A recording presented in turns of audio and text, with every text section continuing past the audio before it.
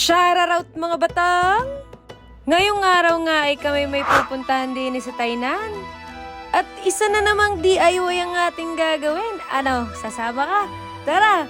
Here's our day-away trip, how to go to Anping Maritime Castle. Wow! Magbabas nga lang pala kami ni Pangit dito at dito tayo sa bandang northbound pupunta, hindi dun sa south kasi baka kung saan kayo mapadpad, kaya dyan kayo mag-aantay sa North Bus Station. At kapag nandyan na kayo, bus number 2 ang sasakyan nyo. Dito tayo sa bus number 2 na Violet Line. At kapag nakita nyo na tong bus na to, 9NT nga lang pala yung pamasahe papunta dun sa ating pupuntahan. Kapag naman nakasakay na kayo sa bus, ang bababaan nyo is itong Old Tait ko.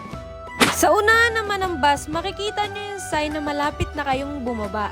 Syempre, pumindot na kayo kasi kung di pipindot, di naman titigil yan dyan eh.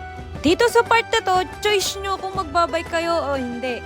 Dahil kainitan nga yung punta namin ni Pangit dito kasi nga gusto naming makita yung sunset. Nagbike na lang kami ni Pangit kasi medyo malayo-layo din siya kung tutuusin, mga 8 minutes walk yata. So, ang ginawa namin ni Pangit, nagbike na lang kami kasi meron namang parking area malapit dun sa pupuntahan natin. Medyo napauwi yung pagbabike namin dito. O, sinong nahirapan? Eh, di ba ako din? Binalikan ko din.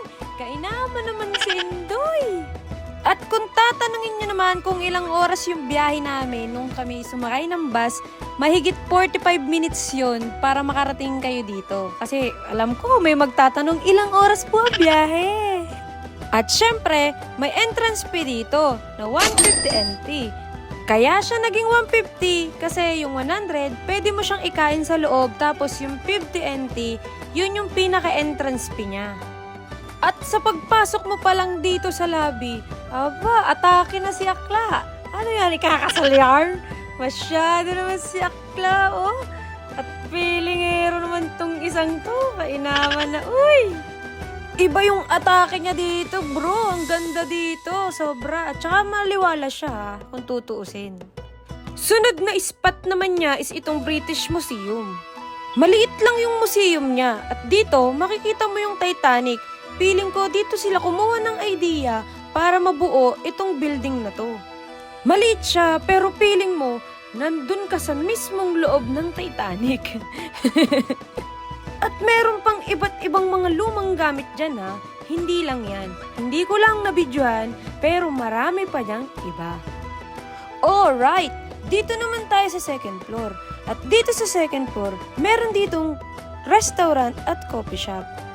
At kada floor niya, meron kayong makikita ditong kainan. Nasa sayo na lang yon kung anong gusto mo at kung saan ka kakain.